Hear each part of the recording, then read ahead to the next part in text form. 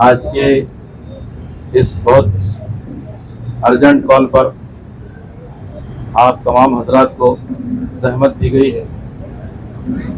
कुछ ऐलानात है जो सदर कौंसिल आपके सामने पेश फरमाएंगे। मैं सदर कौंसिल जनाब सिद्दीकी साहब से गुजारिश करता हूँ कि वो जो ऐलानात या कुछ प्रोग्राम हमारे हैं वो आपके गोश गुजार करें। बिस्मिल्लाहिर्रहमानिर्रहीम। ये आपके इल्म में ये बात तो है कि हमने ये जंजीरी धरना तकरीबन 1 महीना पहले शुरू किया था। गुज़िश्ता महीने 18 तारीख को हम लोग यहाँ बैठे थे और आज 18 तारीख है, गोया 31 दिन 31 डेज आज कंप्लीट हो गए। उस एतबार से 1 महीना बैठकर हमने सब्र के साथ अपने मुतालबात रखे हैं। स्टेट गवर्नमेंट के सामने रखे हैं, प्रशासन के सामने रखे हैं, पुलिस डिपार्टमेंट के सामने रखे हैं, उनके ऑफिसर्स आते रहे, हमने अपनी बात करी। लेकिन ये बहरी सरकार ने कोई हमारे मुतालबात पर गौर नहीं किया, तो हमने वक्तन फ़ौक्तन उनको ऐसे मैसेजेस भी दिए जिसकी वजह से वो महसूस कर सकें कि हमारे मुतालबात कितने सीरियस हैं। इसमें गवर्नमेंट ऑफ महाराष्ट्र को ये बात का भी इल्म हुआ होगा कि हमने 5-6 तारीख को आम खास मैदान में जो प्रोग्राम था दबिस्तान दक्कन का, उसके बायकॉट की अपील भी की थी और वो सक्सेस हुआ।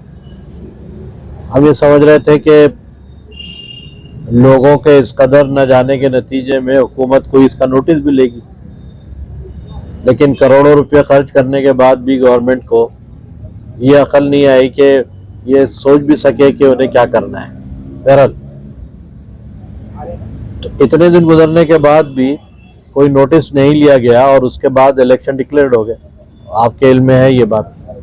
और जो कोड ऑफ कंडक्ट है उसकी वजह से बहुत सारी डिफ़िकल्टीज शुरू हो गई और जाहिर है कि जो सरकार इस वक्त है वो लाचार सरकार है, जिसके हाथ में कुछ नहीं है। अब अगर वो कुछ देना भी चाहे, कुछ एक्सेप्ट भी करना चाहे तो वो कर नहीं सकती, क्योंकि कोड ऑफ कंडक्ट लागू हो गया है। अब इलेक्शन होंगे, इलेक्शन के बाद जो नई सरकार बनेगी शायद हमारी बात वो सुन सके और हमारी बात वो यकीनन सुनेगी, इसलिए कि हमने 1 महीना रहकर यहाँ पर जो कुछ किया है और जो कुछ समझाने की कोशिश की है, इतना काफ़ी है उन लोगों को समझने के लिए कि अगले 40 दिनों के अंदर उन्हें क्या करना है। तो हमने इसका बहुत जायज़ा लिया बारीकी से। जो हमारे साथ में जुड़े हुए लोग थे उनके साथ कई मीटिंगें की कि क्या हमारा ये धरना कंटिन्यू होना चाहिए, क्योंकि सरला बेट का मामला तो हमने पोस्टपोन कर दिया। सरला बेट के मामले में हम जो चाहते थे वो मिल गया। गवर्नमेंट और प्रशासन की जो हालत है, और आज के जो सोशल मीडिया पे आपने अगर देखा होगा तो उससे इस बात का पता चलता है कि प्रशासन बहुत परेशान था और लॉ एंड ऑर्डर का मसला यकीनन हो सकता था। हम लॉ एंड ऑर्डर का मसला पैदा नहीं करना चाहते, हम अपनी बात करना चाहते हैं, अपने मुतालबात मनवाना चाहते हैं और शरीफाना ज़बान ही इस्तेमाल कर रहे हैं। तरीक़ा भी शरीफाना ही है। हो सकता है कि अगर ये शरीफाना तरीक़े से हमारी बात समझी नहीं जाएगी तो आइंदा हम गैर शरीफाना तरीक़ा भी इस्तेमाल कर सकते हैं। ये बात हम क्लियर कट अल्फाज में कहना चाहते हैं। सरला बेट का मार्च वैसे पूरे महाराष्ट्र के लोगों के मौजूदगी में तय हुआ था। 6 तारीख को हमने पूरे महाराष्ट्र से सेडल ग्रुप के जितने रिप्रेजेंटेटिव्स थे उनको बुलाया था और उनके बीच में तय किया था कि हम 1 जुमा को पूरे महाराष्ट्र में एक साथ धरना देंगे और मेमोरेंडम देंगे, जो काफ़ी सक्सेस रहा और लोगों ने बढ़ चढ़कर उसमें हिस्सा लिया। और अगर उसके बाद भी हमारे मुतालबात में पूरा गवर्नमेंट नहीं करती है तो फिर हम अगले जुमा को सरला बेट मार्च करेंगे। ये बात हमने उस वक्त तय की थी। जाहिर है कि यहाँ पर सीपी वगैरह के साथ जो मीटिंग हुई है और हमारे अपने मजहबी रहनुमाओं के साथ जो मीटिंग हुई है, उसमें हमें बताया गया कि ये वक्त सही नहीं है और जो सूरत हाल पैदा हो रही है वो कम्युनल सूरत हाल है। ये हिंदू मुस्लिम टेंस होने का ख़ास तौर से खदशा है और हम नहीं चाहते कि कोई फसाद की कैफियत पैदा हो। इसलिए हमने ये फसाद को अवॉइड करने के लिए, हिंदू मुस्लिम टेंशन पैदा न हो इसके लिए, और जो नॉर्म्स है, कोड ऑफ कंडक्ट लागू हुआ है, उसको सामने रखते हुए सरला बेट मार्च को वापस लिया था, बल्कि उसको मुलतवी किया है और वक्त आने पर वो फिर दोबारा ऐलान किया जा सकता है। उसी तरह 31 दिन का ये धरना जो आज कंप्लीट हो गया, उसको 31 डेज, इसके बारे में हमने बहुत सारी मीटिंगें की। उसमें तमाम वो लोग जो शुरू से हमारे साथ हैं, उन लोगों के साथ बैठ के मीटिंग की। तो सब लोगों के मशवरे के बाद ये तय हुआ है कि हम इस मूवमेंट को ख़त्म नहीं करेंगे, बल्कि पॉज देंगे। पॉज नई गवर्नमेंट बनने तक, जब तक हम इवेंट वाइज एक्टिविटीज़ करते रहेंगे। मसलन हम आज इसको मुलतवी कर रहे हैं, इस धरने को, लेकिन इस शर्त के साथ कि जिस दिन गवर्नमेंट बनेगी उस दिन दोबारा यहीं बैठेंगे अपने उन्हीं मुतालिबात के साथ और उन्हीं लोगों के साथ जो शुरू से हमारे साथ हैं। वही मुतालिबात दोहराएंगे, उसी अंदाज को अख्तियार करेंगे जो अब तक था।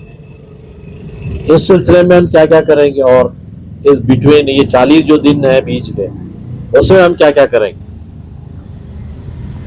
उसमें हम सिन्नर यानी डिस्ट्रिक्ट नासिक जाकर जो FIR हुए हैं, वो FIR पर अमल बजावरी कितनी हुई है उस पर तहकीक करेंगे। नासिक के SP से जाके मिलेंगे, अहमदनगर के SP से जाके मिलेंगे और दोनों से मालूम करेंगे कि इतनी FIR पे उन्होंने क्या एक्शन लिया है, कितने इन्वेस्टिगेशन उन्होंने किया है और 70 से ज़्यादा FIR होने के बावजूद उन्होंने उस पर कोई एक्शन लिया भी है या नहीं लिया है। पिछले बॉम्बे हाई कोर्ट ने जो लथाड़ लगाई है प्रशासन को, वो भी आपके इल्म में होनी चाहिए कि इतने FIR होने के बावजूद उसका ब्यौरा अदालत को क्यों नहीं पेश किया गया और 1 नवंबर वार्निंग दी है उनको कि 1 नवंबर तक वो अगर सबमिट नहीं करते तो फिर कोर्ट कुछ डिसीजन लेगा। तो बहरहाल हम उनसे भी जाके मिलेंगे और मालूम करेंगे कि उन्होंने क्या किया है।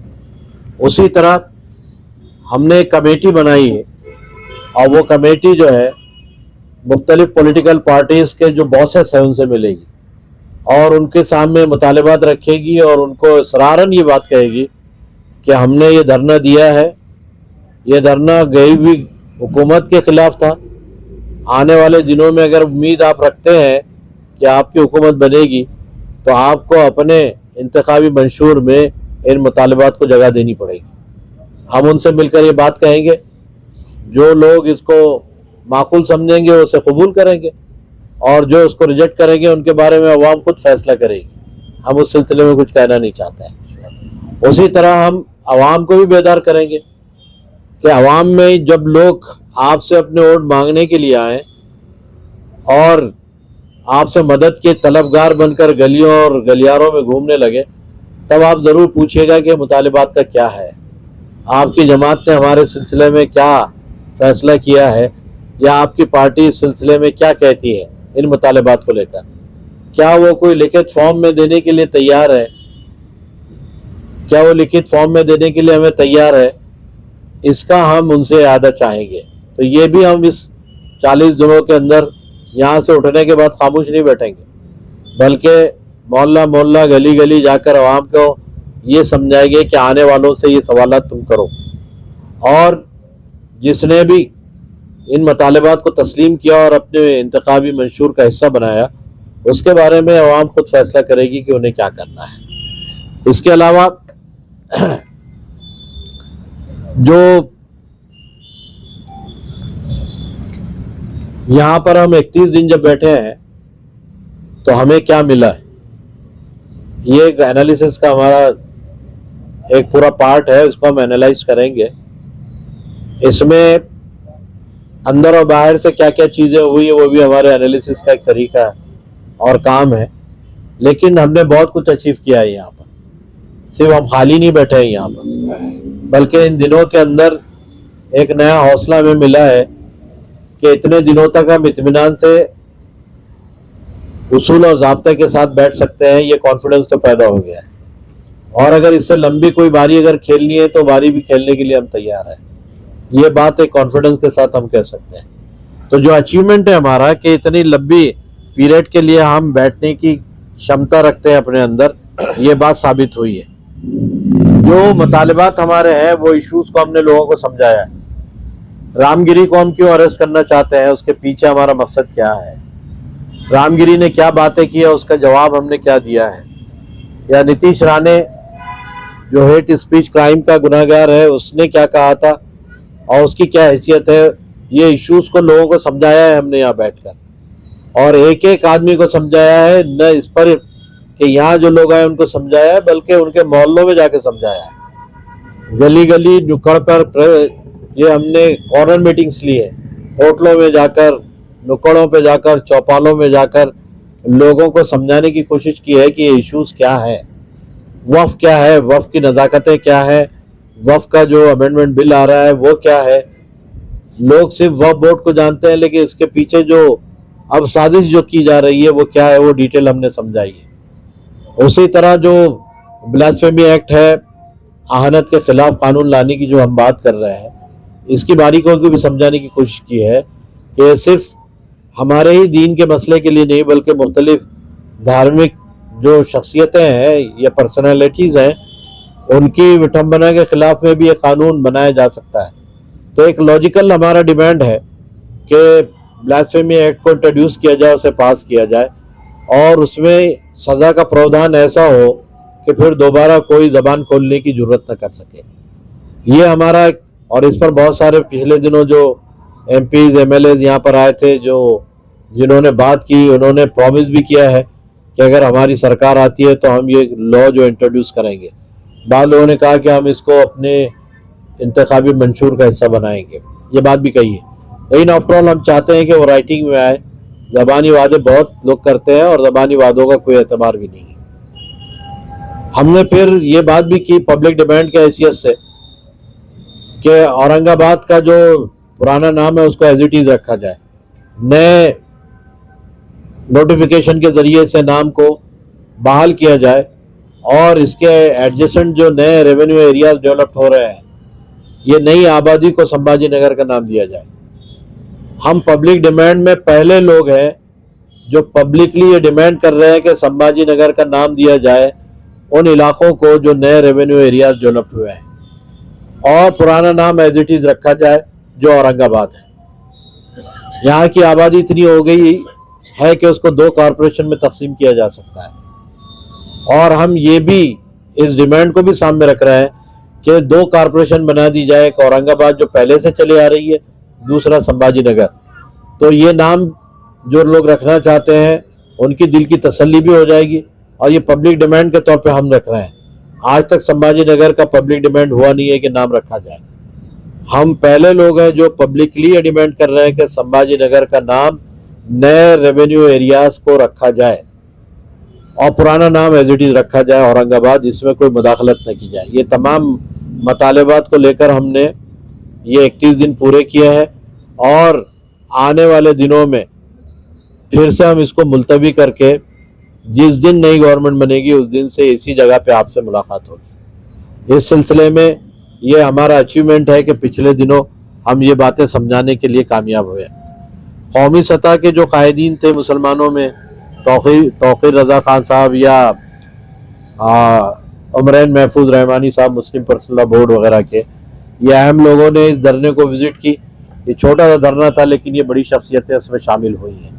ये इससे एक नेशनल टच भी मिला है इसको, और जहाँ जो लोगों को मालूम नहीं था उन्हें मालूम हुआ है कि औरंगाबाद में एक कंटिन्यूस धरना चल रहा है।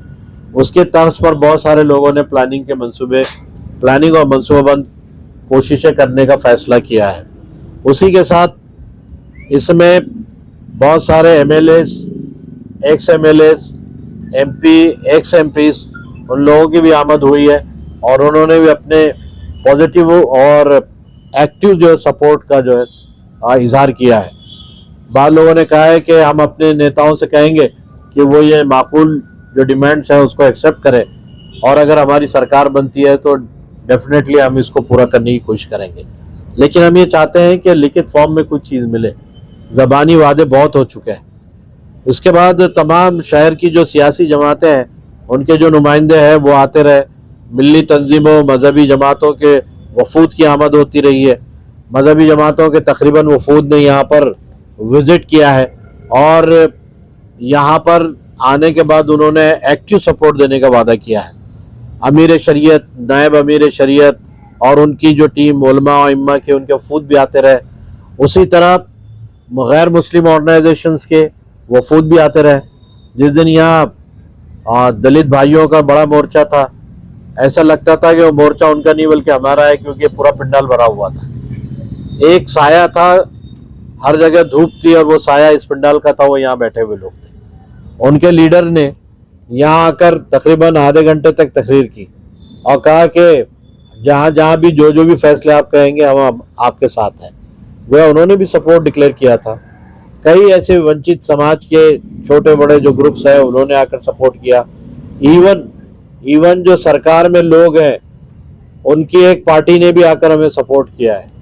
अजीत दादा पवार की पार्टी ने भी आकर एक्टिव सपोर्ट देने की बात की। हमने कहा कि भाई हमको शर्म आती है आपका सपोर्ट लेने में, क्योंकि आपके साहब तो पावर में हैं, इक़्तिदार में बैठे हुए हैं और आप एक आदमी को गिरफ्तार नहीं करवा सकते, तो आपका सपोर्ट लेने में हमको बड़ी बेबसी महसूस हो रही है।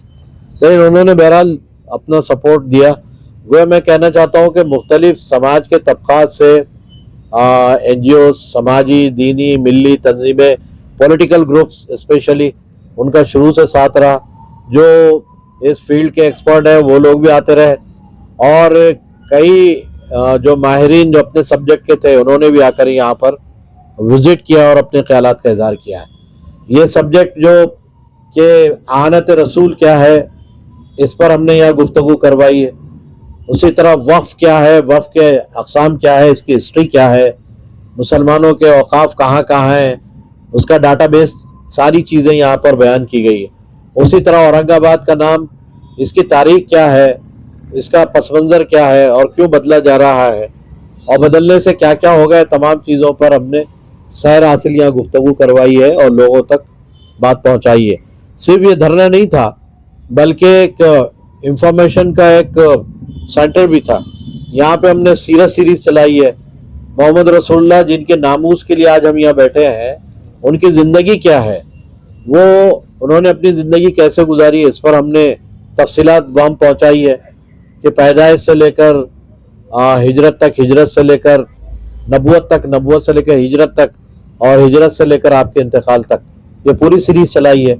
यहाँ पे गैर मुस्लिमों के लिए हमने कई किताबें रखी हैं ताकि अगर वो पूछें कि क्या आदर्श है तुम्हारे रसूल के, वो आदर्श बताने के लिए पम्फलेट, बुक्स, किताबें हमने यहाँ रखी हैं कि वो जो लोग आते रहे उनको हम देते रहें, ताकि सिर्फ हमारा ये धरना सिर्फ एक पॉलिटिकल धरना न रहे या सिर्फ हमारे मुतालबात का एक मुतालबाती ग्रो बनकर न रहे, बल्कि जिन इश्यूज़ को हम टेकअप कर रहे हैं उसकी बारीकी को भी लोगों तक समझा सकें और उनको बता सकें कि हम खाली खुली यहाँ बैठे नहीं हैं, उसके पीछे एक लॉजिक है, एक उसूल है, उसके हवाले से हम यहाँ बैठे हैं। और जब तक ये चीज़ें पूरी नहीं होगी, हमारे मुतालबात ख़त्म नहीं होंगे, हम पाउस तो ले सकते हैं लेकिन कुछ छोड़ेंगे नहीं। इंशाअल्लाह ये आप लोगों के चैनल के माध्यम से हम ये बात लोगों तक पहुंचाना चाहते हैं कि वो इस धरने को ख़त्म न समझे, ये धरने को मुलतवी समझे, पोस्टपोन समझे। ये फिर हम जिस दिन सरकार नहीं बनेगी उस दिन यहाँ फिर बैठेंगे और फिर मुतालबात के साथ यहाँ पर अपनी पुरानी रिवायत के तहत ऐलानात करते रहेंगे। इस ज़मीन में मैं 2-3 और चीज़ें आप लोगों से कहना चाहता हूँ। जिस तरह आपने कोऑपरेट किया है, ख़ास तौर से यूट्यूबर्स ने और जो हमारा मीडिया है, इलेक्ट्रॉनिक और सोशल मीडिया, इस सिलसिले में जो कोऑपरेशन आपका रहा है, हम उम्मीद करते हैं कि ये कोऑपरेशन आपका मुस्तकबिल में भी रहेगा। लेकिन अब तक के जिन लोगों ने कोऑपरेट किया है उनका हम शुक्रिया अदा करते हैं और इसी उम्मीद के साथ कि वो आइंदा भी कोऑपरेट करते रहेंगे। इसमें हमने कोशिश की है कि हमारे मामला लॉ एंड ऑर्डर को मेंटेन करते हुए उसूल और ज़ाब्ते के साथ और जितने भी कानूनी जो दायरे हैं उनके अंदर हम अपने मामला को निपटें। इसमें प्रशासन ने भी जो कुछ किया है कोऑपरेटिव उनका रवैया रहा है और हमने भी उनको कोऑपरेट किया है। लेकिन ये मुतालबात हम फिर दोबारा कहना चाहते हैं कि मुतालबात अगर पूरे नहीं हुए तो फिर हमें वो तरीके भी अख्तियार करने पड़ेंगे जिससे बहरों के कान खुलते हैं और नाक दबाने से मुंह खुलता है, वो नौबत ना है। इससे पहले हम ये चाहते हैं कि आने वाले लोग इस सिलसिले में अपनी कुछ जो मुतालबात है उसको महसूस करें, समझे और उसे पूरा करने की कोशिश करें। आखिरी बात मैं कहना चाहता हूँ कि यहाँ पर बहुत सारे पॉलिटिकल पार्टीज़ के लोग आते रहे हैं, उनसे हमारे विचार विमर्श हुए हैं, बहुत सारी बातों में सहमति हुई है, किस पर डिसएग्री हुए हैं। बाद लोगों ने दूर से ही आने से इनकार कर दिया है क्योंकि उनको लगता था कि यहाँ जो मुतालबात है वो उनके फेवर नहीं कर सकते, तो उन्होंने आने का ऐलान के बाद भी उसको मनसूख किया है कि वो नहीं आ पाएंगे। वो तमाम लोगों की हम कदर करते हैं जिन्होंने जिस हद तक हमारा साथ दिया है, लेकिन हम वो लोग जो कि पॉलिटिकल पार्टी से ताल्लुक़ रखते हैं या पॉलिटिक्स में अपनी कोई जो एम्बिशंस रखते हैं उनसे हम रिक्वेस्ट करना चाहते हैं कि आने वाले दिनों में जो पॉलिटिकल महाभारत होने वाला है इलेक्शन का, इस महाभारत में क्योंकि we are the federal and apex group of non political alliance, हम जो है गैर सियासी अलायंस है, इस हवाले से हम दरख्वास्त करते हैं कि यहाँ की कोई बात ऐसी, यहाँ के फोटोग्राफ्स आप अपने लिए इस्तेमाल न करें, प्लीज़ हमारी ये दरख्वास्त है। क्योंकि अगर वो बातें और वो फोटोग्राफ्स इस्तेमाल करके आप वोट मांगेंगे तो हमारी जो कही हुई ये बात कि हम नॉन पॉलिटिकल अलायंस है, ये बात गलत साबित होगी। इसलिए हमारी मुअद्दबाना दरख्वास्त उनसे है कि वो इस सिलसिले में ऐसे कोई कमेंट, ऐसी कोई फोटोग्राफ्स या ऐसा कोई रेफरेंस यहाँ का अपने कैंपेनिंग के अंदर इस्तेमाल न करें। वो कौंसिल के मुतालबात को इस्तेमाल कर सकते हैं, उस पर जोर देकर बात कर सकते हैं, लेकिन कौंसिल के अपने हक में कोई फोटोग्राफ्स को, स्टेटमेंट को इस्तेमाल न करें, प्लीज़ हमारी ये उनसे दरख्वास्त है। अब इसके बाद आप जो भी पूछेंगे हम जवाब देने के लिए तैयार हैं। जी, पुलिस का कोई प्रेशर आया? पुलिस ने तो कहा कि हम आपको जाने, वहाँ के हालात उन्होंने बताए। पुलिस का प्रेशर, देखिए प्रेशर की जहाँ तक बात है तो हम यहाँ 31 दिन बैठते ही नहीं थे। हमको माकूल लगा कि हालात बिगड़ सकते हैं, इसलिए हमने ये फैसला किया कि सरला बेल्ट का मार्च जो है वो मुलतवी किया जाए। हमने वापस नहीं लिया है या उसको हमने कैंसिल नहीं किया है, सिर्फ उसको पोस्टपोन किया है। ये इलेक्शन के जो हालात हैं, इसमें जो सूरत हाल बन के आती है, नॉन पॉलिटिकल अलायंस है लेकिन पॉलिटिकल पार्टीज उससे फ़ायदा उठा सकती है और किसके दिल में क्या है हम कह नहीं सकते। अगर वो नाजायज़ फ़ायदा उठाती है तो नुकसानात जिसके होते हैं वो अब इस पोजीशन में नहीं है कि ज़्यादा नुकसान बेयर कर सकें। तो हम ये चाहते हैं कि कम नुकसान पे ज़्यादा फ़ायदा कैसा हो सकता है वो देखें। इसलिए हमने महसूस किया कि अगर ये मार्च से कम्युनल सूरत हाल बनती है और वहाँ जो, और अगर आज सोशल मीडिया आपने देखा होगा तो आपको पता होगा कि वहाँ की क्या सूरत हाल है। अगर वो सूरत हाल में हम भी पहुँचते तो क्या घमासान होता, उसका एक अंदाज़ा बहरहाल हमको है। ये घमासान ही अगर गवर्नमेंट को समझाने के लिए बेहतर होता तो ये घमासान भी हो सकता था, लेकिन इशू डाइवर्ट हो जाता है। हमारे मुतालिबात डाइवर्सिफिकेशन का एक दूसरा रास्ता ले चुके होते हैं। हम क्या बात कहना चाहते हैं लोग उससे सुनने के बजाय दूसरे इशूज़ में लग जाते हैं, फिर गिरफ्तारियाँ होती है, फिर वकील लगाए जाते हैं, फिर चंदे होते हैं और फिर वो चंदे जमा करके वकील लगाकर जमानतों के लिए 2-2 साल घूमना पड़ता है। ये जो सूरत हाल है इससे हम बचना चाहते हैं और हम आम आदमी को बचाना चाहते हैं। कोई हम पर केस कर दे या ऑर्गेनाइजर पे कोई सवाल खड़ा कर दे उससे कोई फिक्र नहीं है, लेकिन आम डेली वेजेस पर जो लोग हैं जो मोहब्बत में आ जाते हैं उनको इन मुसीबतों से हम बचाना चाहते हैं। इसलिए हमने उस मार्च को मुलतवी किया है और इस धरने को भी मुलतवी कर रहे हैं टिल न्यू गवर्नमेंट आने तक। आवाम से क्या अपील करेंगे? आवाम से हम ये अपील करेंगे कि इन मुतालबात को जिंदा रखिए। मैंने आपसे कहा ना कि हम यहाँ चुप यहाँ से उठेंगे तो चुप थोड़ी बैठेंगे। हम आवाम में जाएंगे, उनसे कहेंगे कि तुम्हारे पास जो उम्मीदवार आएंगे उनसे पूछो तुम्हारे पार्टी की क्या राय है, तुम्हारे पार्टी लिखकर देगी क्या मुतालबात को, और अगर देने का वादा करती है तो अपने इंतखाबी मंशूर में लिखवाओ उसको। हम ये कहेंगे उनसे। जो हम इवेंट एक के बाद एक लॉन्च करेंगे छोड़ेंगे थोड़ी, हम मुतालबात करते रहेंगे, यहाँ बैठ कर न सही वहाँ खड़े रहकर सही, मोहल्लों में जाकर सही, लेकिन हम आवाम के अंदर ये बेदारी पैदा करेंगे। जिनको लेकर वो अपने वोट मांगने के लिए आएंगे तो उनसे ये कहेंगे कि जरा इन मुतालबात पर भी इनसे सवालात किए जाए। पिछले 30 दिन में माँ बहनों ने बहुत सपोर्ट किया आपको, उनके ताल्लुक से आपको बोलना चाहिए। इस सिलसिले में शुरू से ही हमारी ख़वातीन ने एक भरपूर साथ दिया है। हमारे कंधे से कंधा लगाकर वो यहाँ बैठी है। यहाँ पर अगर वो 2-3 भी रही है तो वो बैठी रही है, और बहरहाल उनके इस कामयाब ताउन पर हम उनका शुक्रिया भी अदा करते हैं और उनसे एक्सपेक्ट भी करते हैं कि वो आइंदा भी इसी तरह अपना ताउन देंगी अगर हम यहाँ पे दोबारा यहाँ बैठते हैं। शासन की तरफ से कुछ लेटर आने के लिए इसके लिए तो नहीं, शासन की तरफ से तो एक लेटर हमको एक नोटिस की शक्ल में बहुत मिले हैं, पहले दिन से नोटिस की शक्ल में मिले हैं, उसका रिप्लाई हम रोज ले जाकर देते रहे हैं। कुछ ठोस जवाब नहीं, शासन देखिए, शासन अगर रामगिरी महाराज के बगल में खड़े रहकर ये कहता हो कि इनके बाल को धक्का नहीं लगने देंगे तो ये बेचारे प्रशासन क्या करेगा। और जो ये कहे कि नीतीश राणे ने जो बात कही है, अभी हम देखेंगे वो क्या कहा है उसमें। कहने के बाद भी, दोबारा कहने के बाद भी अगर होम मिनिस्टर ये कहे तो उनसे क्या एक्सपेक्टेशन है। हम तो पहले दिन से कह रहे हैं कि ये सरकार हमारी बात को मानेगी नहीं। हम तो उन लोगों से कहना चाहते हैं जो हमसे उम्मीद अगले 40 दिनों में रखने वाले हैं, और उनको हम तवज्जो दिलाना चाहते हैं कि वो वक्त आते आते इन तमाम मामलात पे गौर करें और इस सिलसिले में कुछ फैसले करें।